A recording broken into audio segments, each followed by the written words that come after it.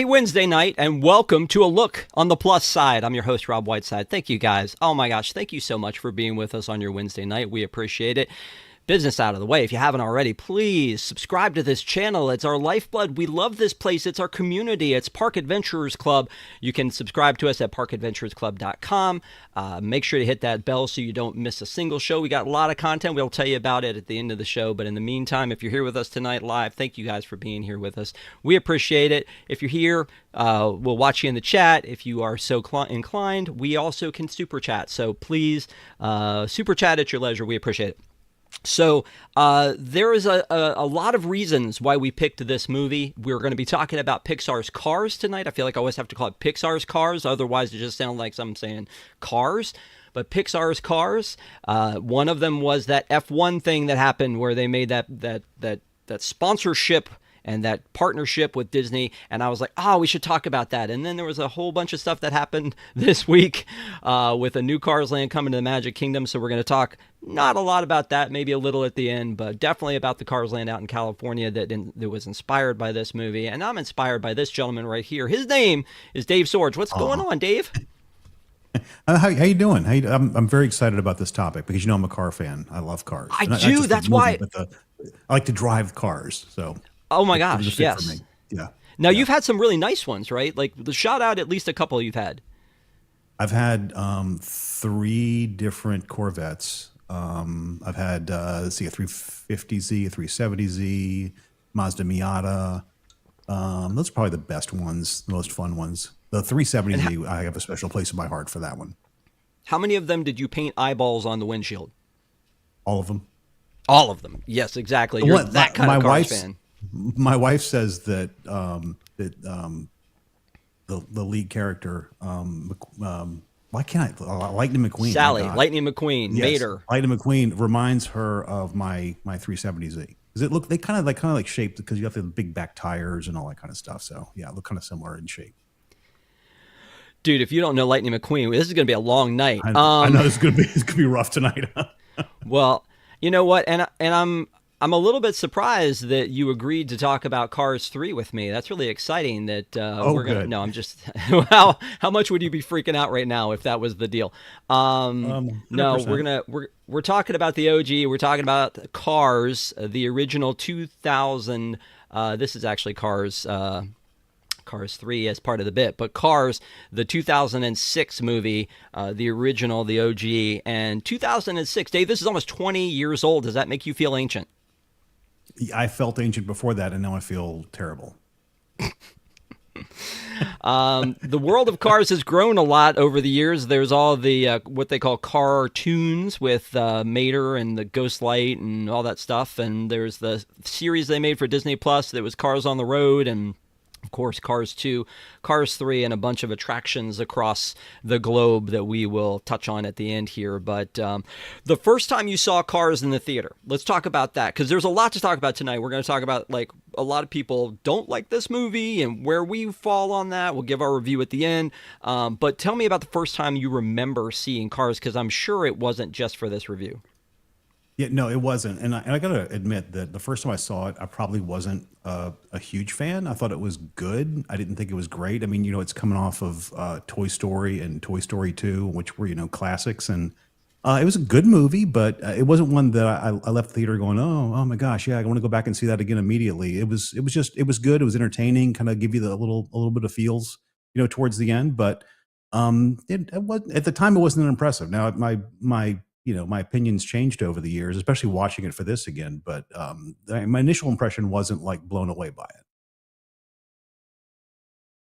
Well, that's sad. You weren't initially blown away by it. I don't know. There are a lot of hero moments or Disney moments in this movie that I definitely appreciate. The thing that I remember about this movie, and it came out in May of 2006, is that it was just after the merger that happened in January of Pixar and Disney, because this was, I think, maybe the last movie that was part of the original distribution contract, and it was like do or die at this point, where they're like either they were in negotiations with Disney and Pixar, and then they were just like they did the merger thing. John Lasseter was the head of Pixar at the time. He was the director of this movie. We're going to probably not talk about John Lasseter. Has a problematic past, but again, he was a great figurehead for the company at the time.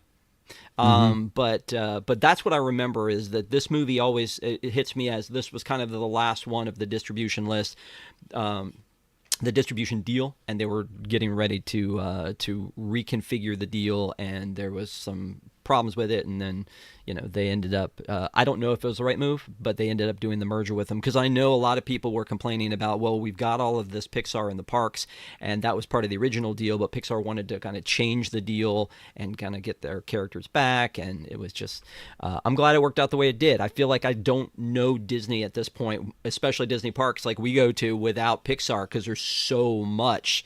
I mean, the monsters are killing the Muppets this weekend, for gosh sakes. So, all of that's going down. But honestly, when I saw it the first time, I thought this was back in the day when Pixar could not miss. And, they were like, oh, have you seen The Good Dinosaur?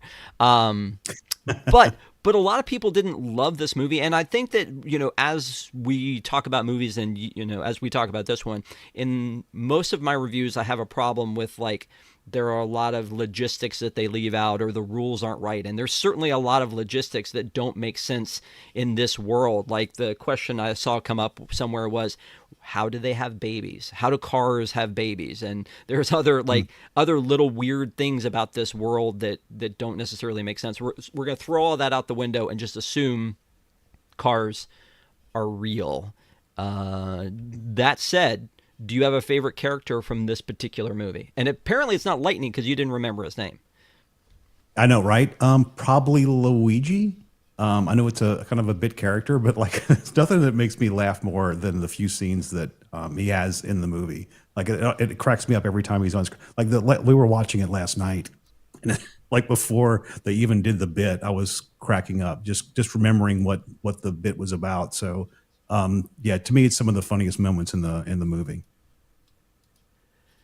Well, I want to stop first and say that we actually have a super chat. I've got this. Let's see if this works. Dang. Yeah. How about that? Wow. You like that? I know. That was nice. That's serious. So this is from Jungle Cruiser, and every time I go to Luigi's Rollickin' Roadsters, I ask the cast member, how do I get a set of fettuccine Alfredos for my car? I want those so badly. Yeah, you and me both, man. Thank you so much, Jungle Cruiser. Appreciate it. The cool part about Luigi's, like being able to walk into it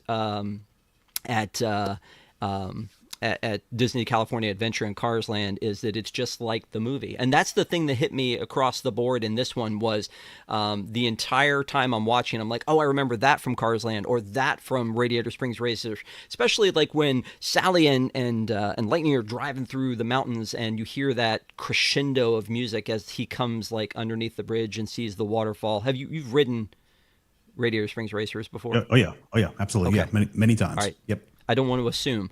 And again, a flex I do a lot. I raced Josh Gad. He was in the car next to me. I have a picture to prove it somewhere. So no way. Yeah, it happened. Don't believe it. There will be pictures. But honestly, soon.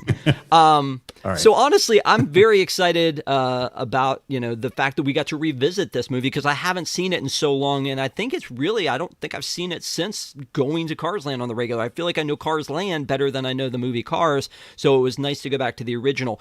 When it comes to the sequels, number 2 is historically a train wreck. I only think I've seen it once, maybe twice, so maybe you and I come back and talk about that one again, and that's got more of your style car in it, I think.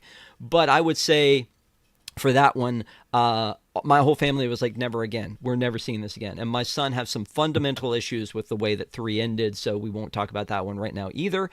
But again, the cast of characters in this one, I love.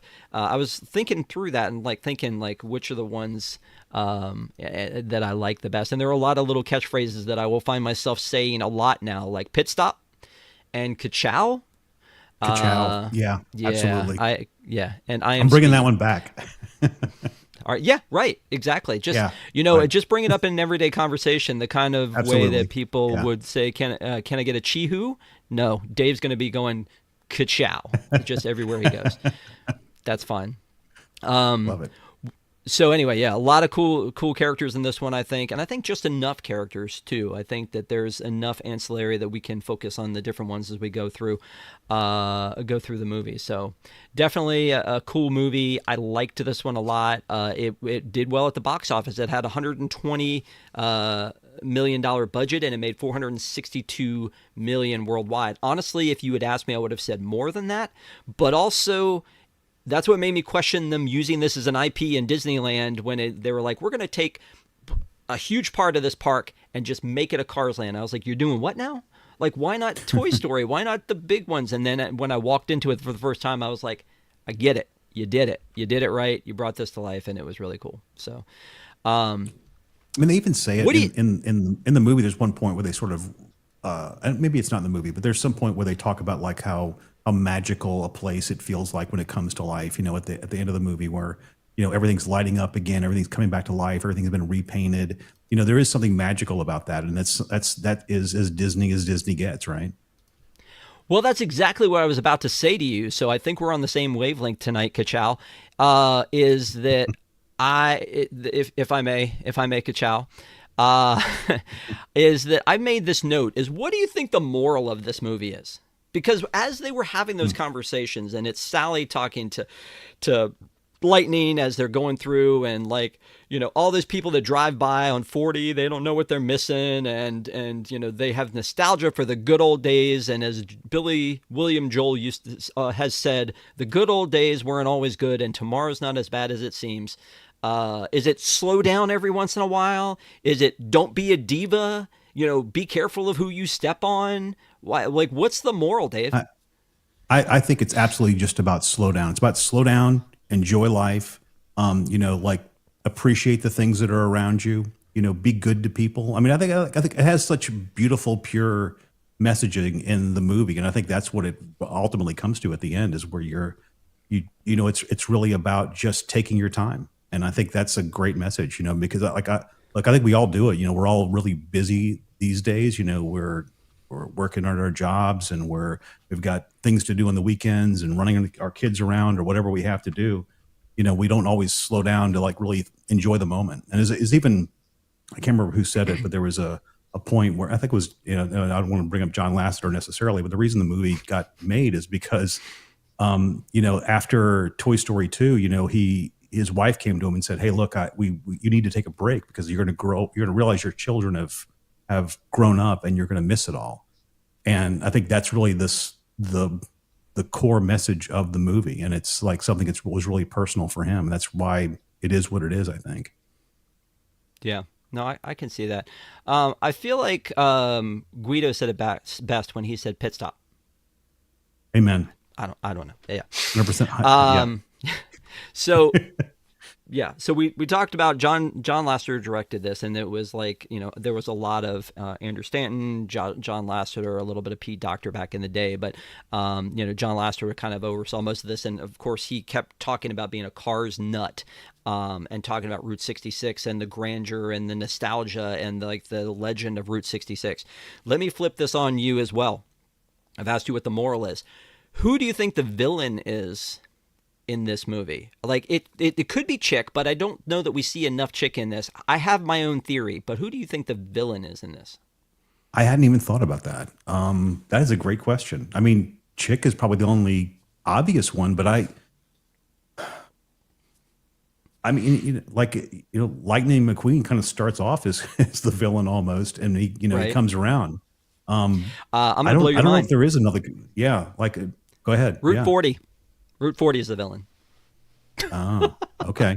Yeah. No, you're right. I don't. You're I right. mean, Yeah. So they talk about it in such a villainous way. Like, we were all good Hmm. here until like when we talk about any other movie with a villain in it, it's like we were good until we became oppressed. We were good here until 40 came. And when 40 Until the came, interstate. 66 died, and it was just so they Yep. could save a few minutes. Uh, Yep. and so, I mean, yeah, that was one of the things about the road stops. And the funny thing is, I see that same theme run through a bunch of different movies about how, like we talked about at the beginning, what is the moral? About how, we've changed and we've gotten away from the simple life. And if you think about like Schitt's Creek, the motel business, or Hmm. just all of these things that we've moved past. And there's so many of them that we've moved past, like phone booths. Where's Superman going to change if there's no phone booth in the new movie? How's that going to happen? I mean, that's what Christopher Reeve, like, that was a joke in that one because phone booths had changed so much. And as we change our lives, 40 was the villain, I think, a little bit because it ruined this town. And then in the end, Lightning brings people back to it. From the fact that this one is so, it's not just about cars, but it's about the race industry in a lot of ways. There are a lot of little throws to racing, whether it's guest stars, guest voices, Richard Petty, Dale Earnhardt Jr., that kind of stuff. Did you appreciate all of that stuff the first time you saw it? Do you appreciate it now? Like, are you that kind of a race car fan? I'm actually not a race fan. I don't really watch racing for the most part. So I did Canceled. not You've been appreciate it canceled. the first time I'm just through. kidding. Yeah, thanks. But watching it again, knowing who all these guys are, and actually getting some exposure to that, now actually did appreciate it on the rewatch. So I think that's why like the movie resonated with me a little bit more this time when I watched it, just because there were so many of those little call outs that I just completely missed on the first time I watched it. It was a long time ago, 20 years ago. I was a different person, Yeah. different Well, perspective. and I think I'm going to transition over to talk about the animation itself. I think that the race like motif really kind of like resonated here. I mean, you have the infield here Hmm. and the way that's set about this, like animation here, like that track. And as we're seeing that, looked so good to me. This is one of the first scenes in the movie, and the animation really stands out between like foreground and background, and the blurring and the hazing and like the crowd scenes, and how quickly everything's moving, and just I mean, and like some things that like look like blimp shots like that. And it's just Hmm. so well animated. Like, I feel like this is probably one, and maybe it's just because it's cars and not people. It was one of the first ones that the animation just really stands out. Like with Toy Story, you can see they didn't do too well with humans. The toys, they were okay. But like with this one, just everything about it feels like very authentic from a race standpoint to me. The Well, way, I know I know they spent a lot of time with the one of the directors from Fox Sports, kind of going over like the kinds of shots that he liked to get when he was shooting NASCAR, and that was really where a lot of those, like you talk about the blimp shots and things like that. That's where that came from. Is him just talking about like, hey, if I could put a camera right here in the middle of the track, that would be like the ultimate shot. Of course, they can't do that in NASCAR, but in an animated movie they can. So they actually that's why you see those shots where the cars are actually going on both sides of the camera, and I think it's so cool that it's using sort of the spirit of the way that NASCAR was shot without being forced to like being confined to the parameters of the real world. Unfortunately, 'cause you can't. Pretty dangerous to put a camera in the middle of a racetrack. I wouldn't want to be that camera true, guy. true.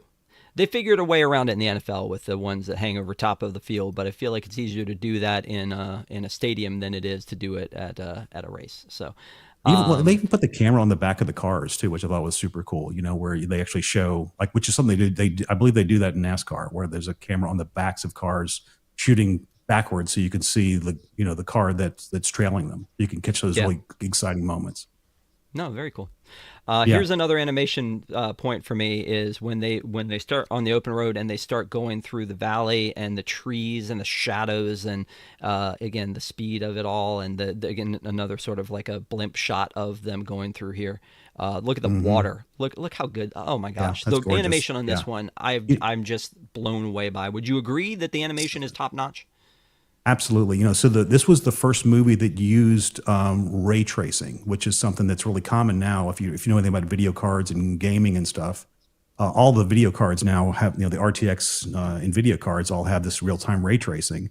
This was the first movie to actually use that in a production environment. So if you watch how the reflections are on the cars, it's actually reflecting. It's not just an animation on the car; it's actually reflecting the three-dimensional world. So all the lights are reflected exactly. All the water reflects exactly the way you would see it if you were standing there. So that was a pretty impressive leap forward, especially coming from like Toy Story 2. But look at that. Yeah, I mean, that's just amazing. Yeah, I agree. Now this one, it's like I've frozen this, so you see there's a lot of like things flying around, but that reflection, that's another one of those moments that I looked at and was like, this is really, really well done, this animation. Crazy that they did that 20 years ago, and it's literally just been out for maybe 5 years or so for computers, but 20 years ago they were doing this one frame at a time. Yeah, right. Yeah. So anyway, again, animation I think is top notch in this one. Let's talk about the cast, because as I'm watching this movie, I'm realizing we've lost a lot of these people. Obviously, Doc Hudson, voiced by Paul Newman, and when he does his bit, again, I talked about Disney moments / hero moments. When he does his bit where he takes over as the pit chief. I'm saying that wrong, but the crew chief. Crew chief. Pit stop. Yeah. Pit stop. When he takes over and he comes over that microphone, you're like, oh, it's Doc. He came. And then the whole place goes nuts and all the cameras turn on him. And it's like, oh, it's the Hudson Hornet. Oh, my gosh, it's so great. Played by the incomparable Paul Newman, who passed away since this movie happened. He was 80. He was 80 when he did the movie. 80. George Carlin, again, a superstar in the comedy world, first host of the first SNL, and just, very controversial, but the fact that he was like the voice in it was something. And it's so funny that you didn't have like Tommy Chong in that voice originally, because it felt like originally he would have been a perfect marriage to Cheech Marin as Ramon. Tony Shalhoub as Luigi is great. Larry the Cable Guy, who would have thought that Larry the Cable Guy would have been the right pull for this movie. Bonnie Hunt, who I think goes under the radar for this movie. I think everybody knows Owen Wilson and Larry the Cable Guy, and probably Cheech Marin and some of these others. Jennifer Lewis, who was on Blackish, and of course his Mama Odie, was also the voice of Flo. So again, really amazing voice. Katherine Hellman has passed away. She was the voice of Lizzie. She was on Who's the Boss? She was the mother. Joe Ranft, who was also the voice of Heimlich, was the voice of Red, which is weird because did Red actually say anything? He was always very timid. He was always backing away. I don't know. I don't remember him saying anything in the movie. Did he actually say anything in the movie? He's listed as the voice, so I don't know. Interesting. Maybe it's just like Richard the sounds Petty and such of these. Oh, yeah. Richard Petty. Richard Petty is the king. Bob Costas as Bob Cutlass. Michael Keaton as Chick Hicks. And John Ratzenberger, obviously, back in the day when he was the golden child for Pixar, and they make a big joke about that at the end. I don't know if you stayed through the credits or you've seen that. You didn't? No. You didn't stay through the credits? No, I didn't. I'm sorry. It's so good. Like, what do you mean? Dude, what are you even doing? I know. But at least you've ridden Radiator Springs Racers, so we had you there, right? There's a bit at the end where Mac is at a drive-through for some reason, or drive-in. I don't know why I said drive-through. But Mac is at a drive-in, and he's watching Pixar movies in Cars form, and he's seeing all of the characters that he's voiced, like the Yeti and P.T. Flea and all of those. And he's like, wow, man, that guy's got some great acting chops. Oh, that guy's voice is really good. And then he's like, wait a minute, they're just reusing the same guy over and over again. What kind of a con is this? That's hilarious. Brilliant, dude. That's one of the best parts of the movie. Like, did you even see the movie if you didn't see that? I don't know. It's so good. I'm going to go back and watch it again then. Yeah, please do. I will. But before then, I'm going to need you to buckle up because, again, we have another super chat. So hang on. Here we go. Oh, all right. Okay. Oh, man. Jungle Cruise are back at it. In the 90s and 2000s, Fox had a camera embedded in the pavement.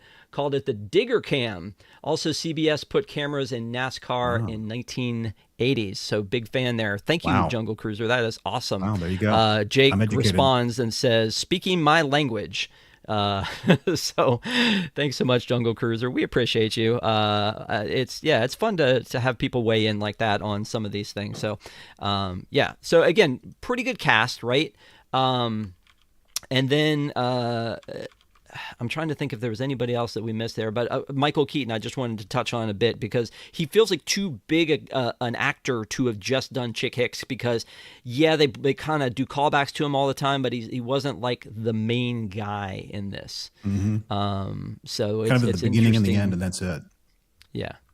But yeah, I mean, again, I think that the cast was pretty strong. Let me throw this at you, which it's not a quiz of any kind. It's just something I noticed. Did you notice when you were rewatching this that there were several sort of off-color jokes, like more crass than I remember? I can't say that. I mean, I think there was one that stuck out. Well, like the part where I forget the Cheech The sheriff? Marin character. Yeah, like no, I was going to say the Cheech Marin character where he kind of lifts up the back end of his car to the family that's passing through Radiator Springs. Yeah, and it's kind of like this reaction. So that's okay. I've put together the ones that I found so that we could talk about them. Okay. All right. There was a part where Mater says, "I'd give my left two lug nuts." Okay, I don't know what's going on there. There is an insinuation that Sally, I was going to say Bonnie because Bonnie Hunt, that Sally has a tramp stamp. That I do remember that. I forgot about that for the purpose of this, but yeah, she actually turns around and backs into her spot because she's embarrassed by it. About it. And again, these are not really bad, but they're just like watching it going, I didn't notice that before. I don't think I just washed over me or whatever. When Lightning tells the gang about Doc's piston cups, I think it was Ramon that goes, "He did what in his cups?" Okay, you're. I'm glad you made notes because I didn't make notes. You're right. That was another one. We all laughed at that. I didn't catch that the first time I watched it, but I caught it yesterday when I watched it. And then the last one that I would point out is that when Lightning comes in to find the sheriff, and the sheriff is up on the lift, and he's getting what is the equivalent of a colonoscopy, and the sheriff keeps going, "Get a good view," and he's like shaking his rear end. And he's like, "You like what you see?" And I was just like, What do we? And Doc's like, "Get out of here! I'll send him to find you later." And he's like, and he keeps making little comments. I don't know. I thought it was kind of interesting that happened. But I was like, wow, they worked a lot bluer in here than I thought, Ka-chow. So yeah, the jokes and the overall, the punnage, the level of dad jokes in this because of Cars, and we're seeing it now in some of the things that they're throwing at us for this new Cars land coming to Magic Kingdom, Cars area coming to Magic Kingdom is, they're all over the place here with visual jokes, the things they call the town, the things that they call different areas. But I think one of the ones that's sort of like the biggest joke is the cow tipping. Because and it's such an almost unnecessary scene, but it's also such a huge part of that Cars Radiator Springs Racers attraction too. Watch out for Frank. That's true. Yeah. So I mean, while it was sort of, I think, a little too much in this movie, I love where it is and what it does in the Radiator Springs Racers. Just putting that out there. So it was an important part of sort of establishing the relationship between Lightning McQueen and Mater, though. So that was kind of their buddy moment, where they became best friends. So I think it was an important part of the movie as far from a storytelling perspective. Oh, how sweet was that moment where he says, I made the right choice. And he says, "What when I picked you as my best friend?" Yeah. It's really good. Nice. You missed your calling. Yeah. You should have been a voice actor. Should have been the fill-in voice for Mater. Sure. Absolutely. Stormy Stitches in chat saying we need a Stitch car. Sure. Yeah. I feel like they must have made car versions of this at some point, right? So let me talk a little bit about the rest of this story, where it starts out with he's just horrible. He's just bad. He's self-centered. Hmm. He is egotistical. He is all about himself, and they kind of insinuate through this process of when he meets up with Doc and is humbled by Doc that that's what's necessary to be a champion sports car. Do you think that they were kind of throwing shade at professional athletes in doing Hmm. that? Because I they're like, didn't. I when's the didn't. last time you did something for somebody that wasn't you? And I know that there's some great athletes out there who do amazing things in their community, and I'm not saying that, but I do think there's probably a stereotype that some of them embody. That's true. I didn't think of it from that perspective. I was so sort of into the story and the idea of that at the time that I didn't think about the broader message of it being about athletes in general. I guess it could have been. Um, I think like nowadays, I think mostly really successful athletes are generally more selfless than maybe they were in like the 70s or 80s. I think in general, um, because team sports are so big in the United States, I think that being selfless is really important to be successful in a team sport in general. So, Yeah. How many times would you say you've seen this movie? oh, I mean, probably not as many as you would think, two or three. Well, Did like you three or four, remember? because Because what? well, I was going to say just because like since I watched it yesterday, so that would have been like the third or fourth time. Did you remember how Mac lost Lightning? Because I don't think I remembered what the catalyst was until I rewatched it with those, like, what is basically like Dom's crew from the Fast and the Furious messing with Mac in the middle of the night, which I didn't remember, which is actually pretty important in the fact that in Cars Land they have DJ who comes out, and I thought that was a character they made up for Cars Land.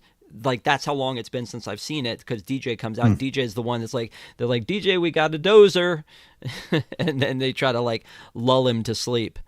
So In my brain, he just kind of fell asleep, and Lightning McQueen fell out of the back, and I didn't think about it in that detail, but yeah, for me, like that was kind of a missed moment as well. I didn't remember that at all until I rewatched it. yeah, well, and I think Just that felt like he just the lost. He just lost it somehow in the. It just wasn't a key moment in the movie. It wasn't really one that stuck with me. yeah. But at this point, Lightning's like, he's realizing through his agent, I have no friends. I don't have anybody to give these tickets to. Everything's wrong. And then when he gets to the town and freaks out and trashes the place, and then, everybody doesn't like him, and he's still being a diva, and he's hitting on Sally, and all of those things that are happening. And then we see that we follow his arc and his story of his growth and realizing, and learning from Doc and learning from his new friends, the importance of being kind to each other. And I love that message, and that we see that. And I honestly appreciate the way they end this movie with thinking to, like, hey, the good guy finished last, but because he finished last, he was, he's the winner. And then Yep. that Chick is, kind of hated from that point on, because he didn't respect the king. So I mean, there's a lot of that in here that I feel like that's why I said at the beginning, like, what is the moral? Because I feel like there's a lot of messages in this one. Yeah, yeah. There's a lot of positive. I thought the movie, as and like I was an adult in 2006, maybe not as responsible as an adult But as I not am now, now. but yeah, not as much now.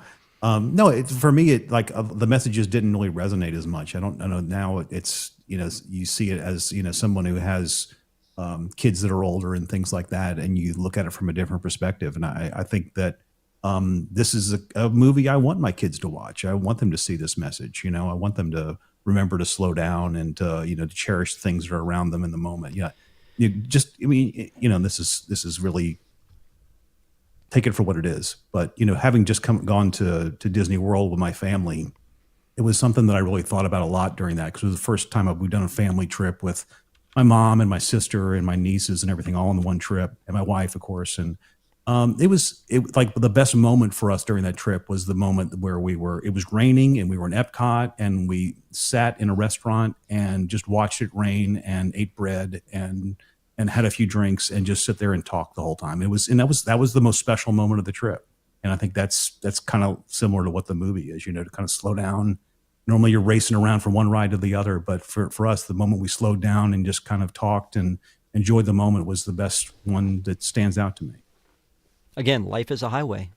Yeah. And I want to ride it all night My long. wife does not like that song. I like that song. The original or the Rascal Flatts version? I like both versions, actually. I probably like the original a little bit better, but I like the Rascal Flatts version. Let me ask what restaurant that was where you were eating bread and having drinks. Marrakesh? Ah. Yeah. No. Yeah, I think no. Marrakesh. Unless it was the AP Lounge. No, it wasn't. It was in Morocco. There's one in Morocco. Spice Road Table. That's probably it. Spice Road Table. We weren't looking at signs. We were trying to get out of the rain. I'm not sure that the signage is great for Spice Road Table, to be honest. So I just curious because I love me some bread. They had this great bread, like this naan bread or something like that, and we were like had like little sampler like dips to come with it. It was fantastic. Was it part of Food and Wine? I mean, Flower and Garden. Okay, then never. No, I don't think it was actually part of Flower and Garden. I think it was just It looked like it was just open for business. So, okay. Yeah. Could have been Tangerine. Anyway, doesn't matter. I was like, okay, so here's my hot take for you, sir. All right. This is my preferred version of Lightning McQueen. I gotta kind of agree with you. I love this look. I was like, give me that Lightning McQueen. I have a Lightning McQueen toy, which I couldn't put hands on. And I don't know if you remember this or not, but it was an app enabled Lightning McQueen that would drive. You could drive it around, and it looked like the mouth moved, and it said "Ka-chow," and you could drive it, and it kind of leaned on from left to right. I wish it looked like this, because that's a classy guy right there. I like the big white walls. I mean, it's cool. I mean, I wish that was the one that they had in Cars Land. They should do that. Like, that should have been his Halloween costume, to be honest. I'm going to say. Oh, there you go. Yeah. So that is that is the one. All right. So again, I want to thank everybody for being here tonight. We're more than halfway through here, Dave, and we're going to get to our summary, and we're going to get to we're going to get to talking about some of the ways that Cars has moved on and grown into the parks. But I got to tell you, buddy, if you've never watched this show, you have not seen this coming, as we're going to ask you some trivia. Oh, gosh. Okay. This is the part where we double down. So again, don't forget to give us a like. We appreciate you for being here. Dave, buckle up. You just saw this movie within the last 48 hours, I assume. So you should have all of these answers. They should be super easy for you. Great soundtrack, and we'll talk about that after this. What was the first song you hear in this movie? Oh, man.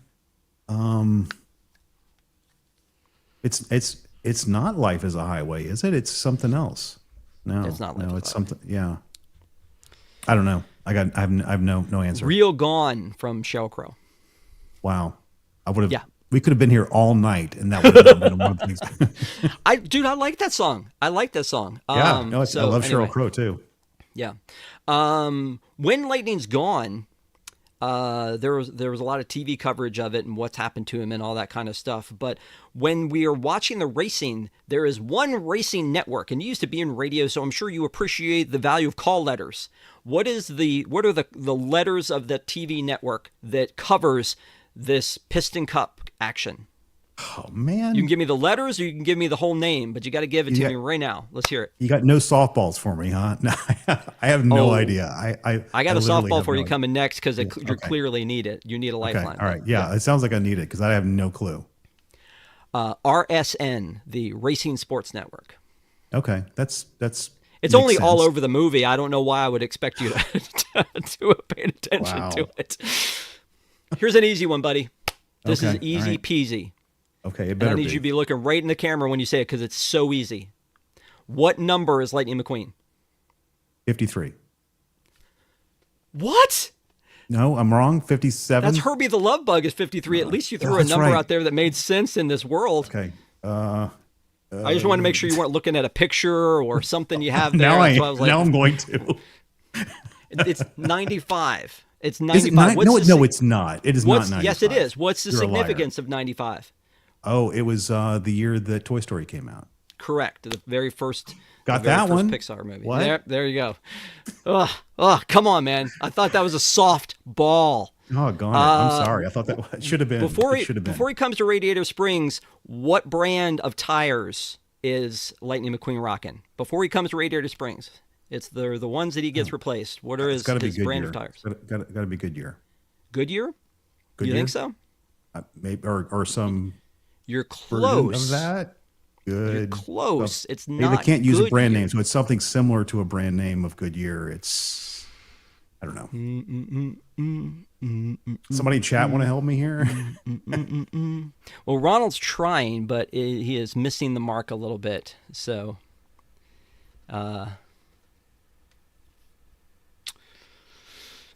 Lightyear. Lightyear. Okay.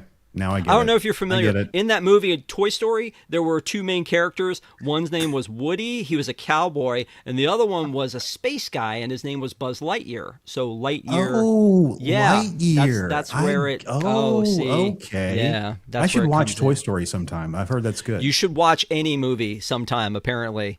I'm sorry to roast you like that. No problem.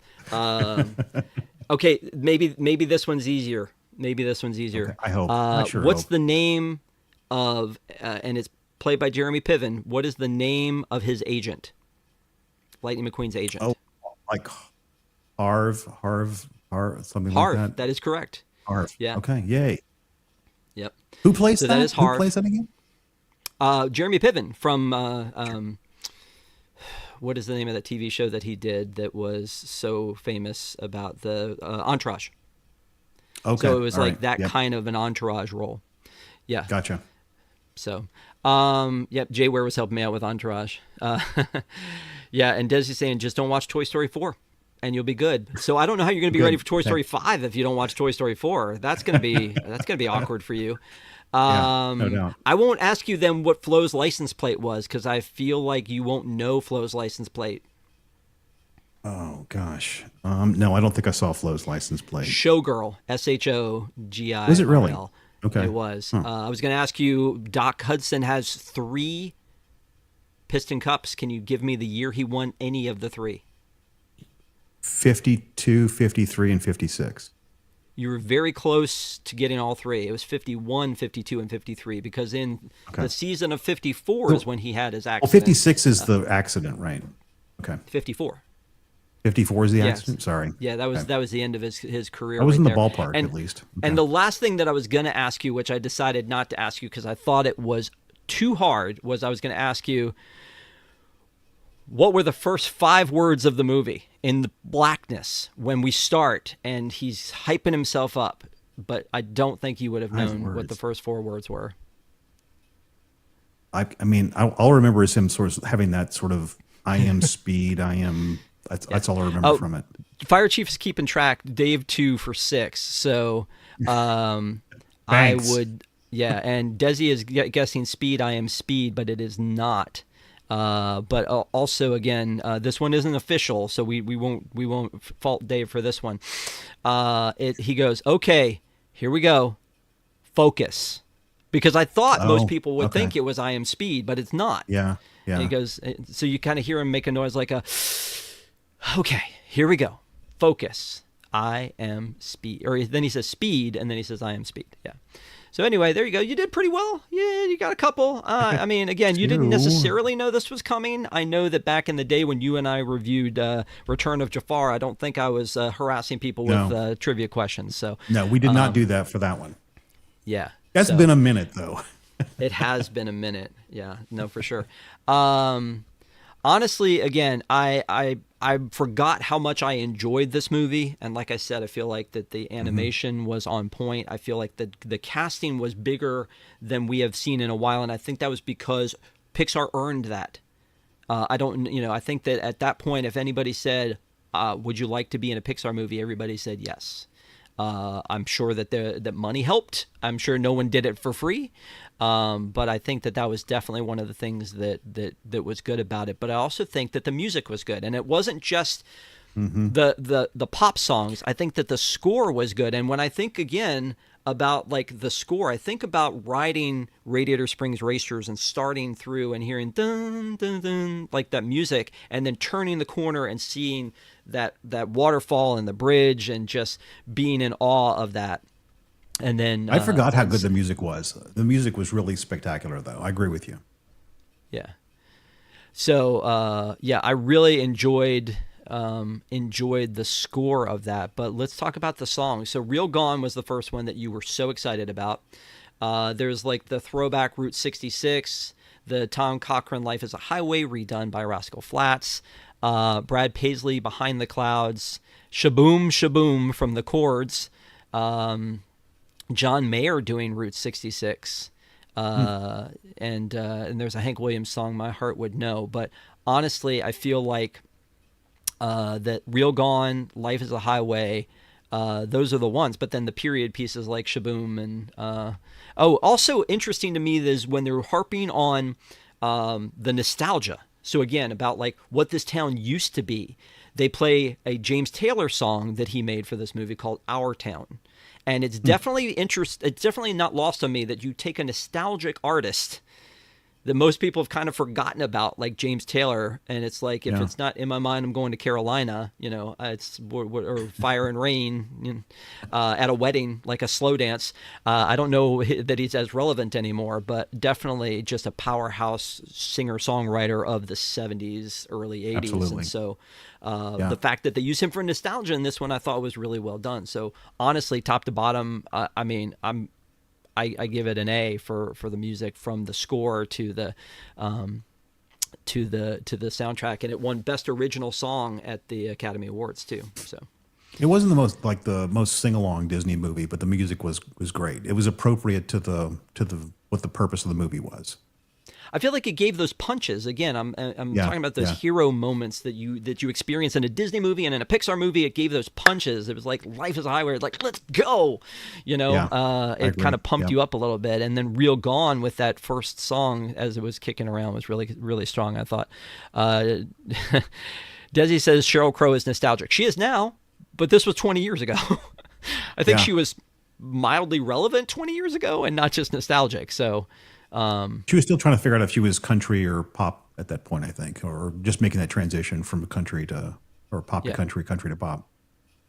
And Randy Newman produced this soundtrack, by the way, which I think is interesting because he was obviously heavily involved with Pixar stuff, specifically the stuff from Toy Story, obviously.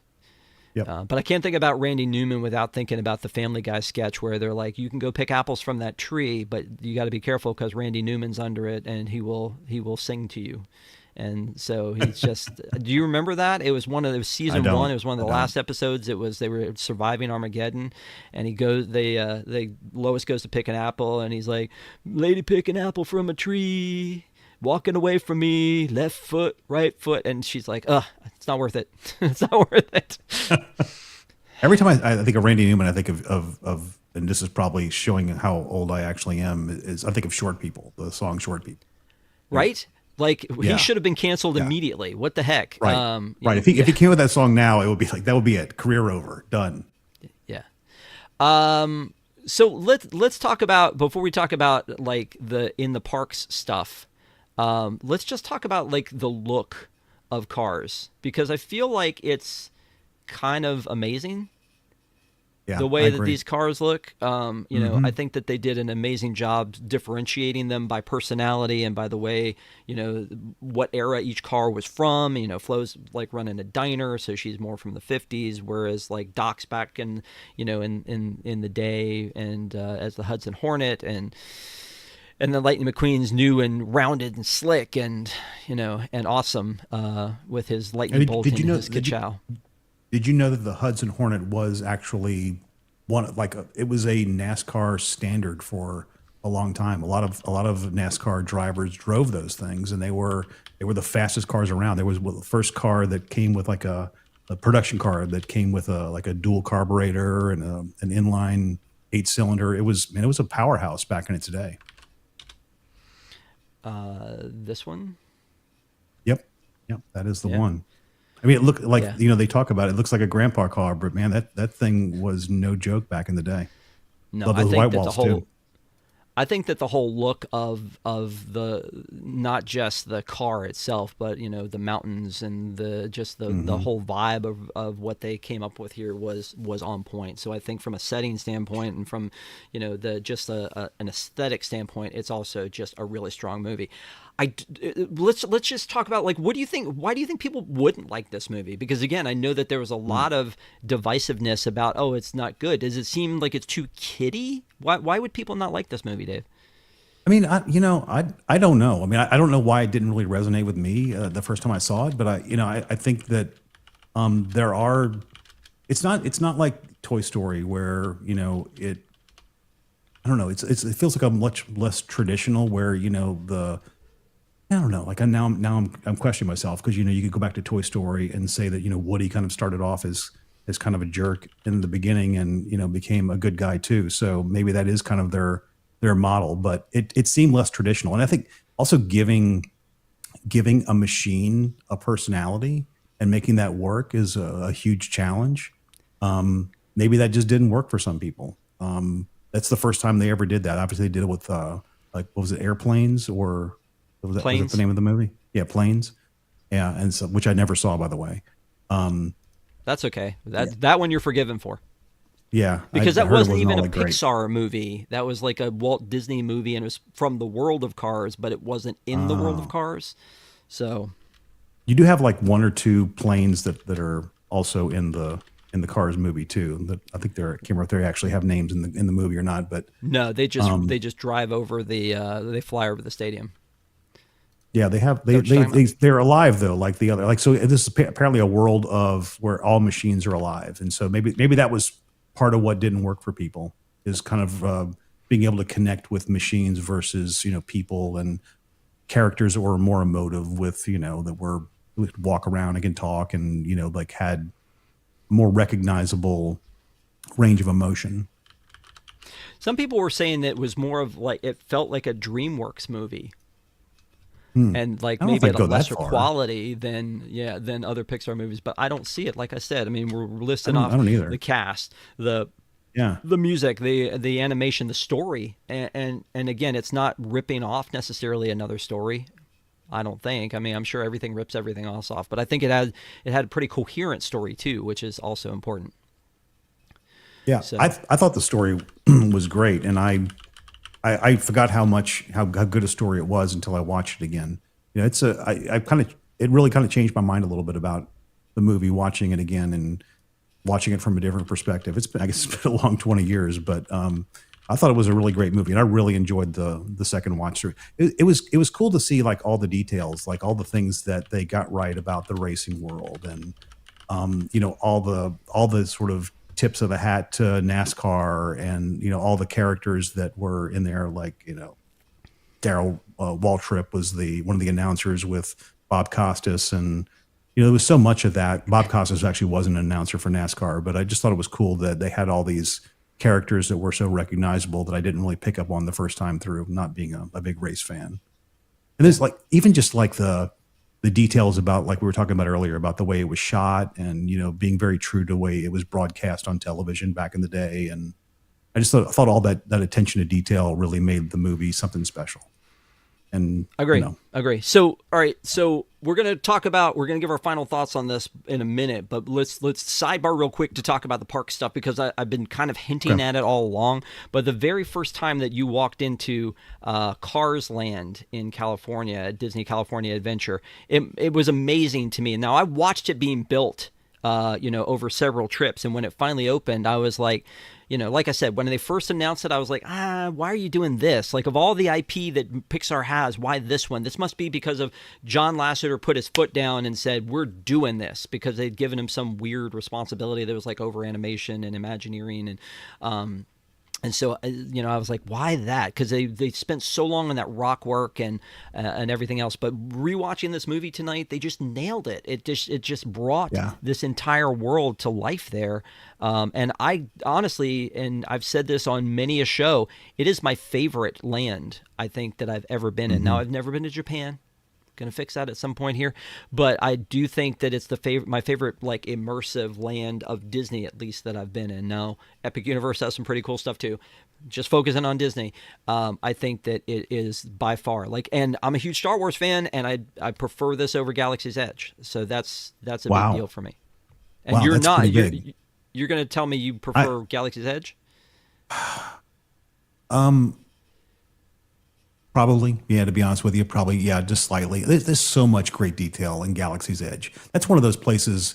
And look, Cars Land is too, but in Galaxy's Edge, you can go spend a day in Galaxy's Edge and not see all the details there. I don't know Yeah, if that's truly true about Cars Land. I think Cars Land is absolutely stunningly beautiful. Walking through there, especially at night, is really a fantastic experience if you love the movie. And I think it's like, to me, the coolest part about Cars Land is actually the rock work that you were talking about. And I know in the movie, like, this is one of the details I kind of left out earlier, but um, they actually modeled some of the rock work. So we sort of have like a thin part where there's a big rock kind of hanging on top of it. Some of those were actually based on hood ornaments of like the 1940s and 1950s from cars. So they actually took those and made them look more like rock and placed them in there, and they actually worked pretty well. So they left them in the movie. yeah. I, I I got I, I I don't. got trivia too, man. Wow. Just saying, if I I could have been have asking the questions, this might have been turned out differently. That's all I'm saying. I have been schooled. Here's a picture that I took when I was there, That's and so I'm like cool. 12 steps behind my family because I'm stopping to take this picture. But yeah, you see Sarge's is there, and the Cozy Cone down on the left, and Fillmore's that we had just passed, and Mater's that we had just passed, and it's just really neat to be there and feel like you are immersed in the land of cars. And the cool thing to me about it too is, just like in the movie, it's a completely different vibe at night. And when they turn Yeah. on those neon lights for the first time, when somehow, I don't know, they never show him using his hands or his tires. Somehow, Lightning helped to bring the lights back in Radiator Springs. When that happens and they turn on, I'm like, they nailed it. Like, they nailed the fact that it looks Yeah. one way during the day, and at night with the lighting, it's a completely different experience. So if you haven't been before, experience it both at day and night. I guarantee you'll see that it's got a different vibe. So um, Yeah, that's definitely riding cool. Radiator Now, Springs racers at night, that's a must do. If you go to Disneyland, you've got to do it. Period. there you go. Period. You're Hmm. putting a foot down on this one. And Cars Road end of Trip story. is what they did with the backlot tour in Disneyland Paris, and people are like, "Well, this Mm. is garbage." So I've not seen it in person, but I know people do not love Cars Road Trip from Disneyland Paris. And then, Hmm. of course, the latest news that has come out, because Frontierland on July 6th is your last chance to ride the riverboat to go to Tom Sawyer Island, because on July 7th they're packing up that river. The rivers of America are going away, and we're going to be introduced to Piston Peak. So Wow. again, it's sort of like feels weird because it's like Piston Peak was something in not Planes, which was also not Pixar, but the sequel to Planes, which was Planes Fire and Rescue. So you got to really Hmm. go deep into the catalog to figure out where they pulled this one from. We're going to talk about that on our park show this Sunday night, so we won't really say too much about it here, but I will ask you, like, just your overall opinion. Are you excited that this is coming? I'm excited that Cars is going to get some representation in Disney World. I am not excited that the rivers of Where it's America are going? going away. Yeah, that's. I mean, that's. You were talking about that on the show the other night, just about what's untouchable. Obviously, that's not untouchable since they're getting rid of it. But for me, if you would have asked me that a year ago, I'd have said, yeah, that's never going away. That's going to be Right. there until like I'm gone. Yep. No, for sure. So, yeah, we will, again, we'll talk about that Sunday night. And speaking of Sunday night, we have got a lot of shows coming up. I meant to I made a great little graphic for this, and then I didn't load it. So give me 1 second here. There it is. All right. So last Friday, we did a show that was Rank It, the Muppet movies that were on the big screen. You can check all of these out at parkadventuresclub.com. Right now, they are live. They're up. So Rank It. That was me and Charlie talking about the 8 big screen movies and added in Muppet Vision, which of course comes to a close this weekend. And then on Sunday night, we did Park Adventures Club, and we talked about what things are untouchable. Tonight, this is where you are, the review of Pixar's Cars. On Friday, I'm going to talk a little bit about my fitness journey, which I know is a weird thing to talk about, but I've had a journey over the past year, and I want to share that on Friday night. So if you'll join us at 8 p.m. on Friday, I want to talk a little bit about that, how it's going, where it's going, and maybe it'll help some other people too. I don't know, but we'll have that conversation. Then, of course, on Sunday night is our marquee show, our big ticket item. It is the Park Adventures Club. We'll be doing that live at 8:30 on Sunday night. If you can come and hang out with us, we would appreciate it. Also, if you want to, you can go join our pack. That is our Patreon and our Discord. That is patreon.com/GoPack. And big shout out to our members of the pack, all of our members of the pack. We love the pack, but also special shout out to Jungle Cruiser, Rosita, William, Monica, Michael J. Ware, Alicia, Rob B., Vince, Jordan, and Sienna, and Bucky, I believe. So I will get that one fixed up very soon. But thank you guys for being part of the pack. We appreciate you guys for supporting the channel. A lot of content on this channel. Again, parkadventuresclub.com. So Dave, now is the time. Now is the best time, because now we get to put you in this scenario where we say to you, okay, we've talked about the music, we've talked about the cast, the animation, the history of this movie, the nostalgia. It's almost 20 years old, but as people recognize you as a pack member and as somebody who is a Disney expert, although the trivia wouldn't have shown that, I'm in question right now. Yeah, exactly. When they come up to you and they go, Dave, I'm gonna pop onto Disney Plus this weekend and I'm gonna watch Cars. Dave, would you recommend this movie? Absolutely. I mean, I don't even have to think about that. Absolutely. I would recommend it. Put it at the top of your list. You've been putting it off. In fact, if you haven't watched it in a few years, go back and try it again. It might surprise you, because it surprised me. I mean, I watched it with my daughter and my wife, and we didn't even pause it the whole 3 hour or whole 2 hours. It wasn't 3 hours. That would have been long. It's an hour and 57 minutes. We watched it through all the way up until the credits that I missed. Yeah, you didn't watch the credits. Shame on you. Yeah, you know what? I don't know that I would recommend necessarily Cars 2 and 3. I need to go back to those. And Dave, maybe you can be the guy. Maybe you could be the Cars guy. Patrick's our Herbie guy, but maybe you could be the Cars, the movie guy. You got to know Lightning McQueen's name and his number. And if you can do that, we can review the second and third movies, or even the shorts. But there's a lot of content around this. I think, like I said, when the land was being built, I was like, I'm not really sure about this. Walking into it, it changed me. And so now I have kind of a connection between the land and the movie. And so I would always recommend to somebody who is going to Disneyland, specifically Disney California Adventure, to watch this movie, because you're walking through the world of Cars. The same way I would recommend, if you're going to Epic Universe and you haven't ever seen How to Train Your Dragon, you've got to, because it will change the way that you experience Burke when you walk in, and you'll appreciate it in a whole new light. So I would definitely recommend this movie outside of that, but I think I had a brand new appreciation for it when the land came into my life, and I really love it. But again, let us know what you think in the comments when we're over here. We would love to get your feedback. Anything that you guys have, like the first time you saw it, or what you think about it, or what you think of the sequels, or any of those things, or even the lands of Cars, and how you feel about those, and how it's changed your experience there. But Dave, thank you so much for being on with me. I appreciate you. We will see you again at another time, I'm sure. Thank you guys so much. Hopefully we'll see you Friday night when I have my Rob Loves Everything section talking about this journey that I've been on. But definitely Sunday night at 8:30 p.m. for another Park Adventures Club. Make sure to subscribe, and have a great week, great rest of your week, everybody. We will see you very soon.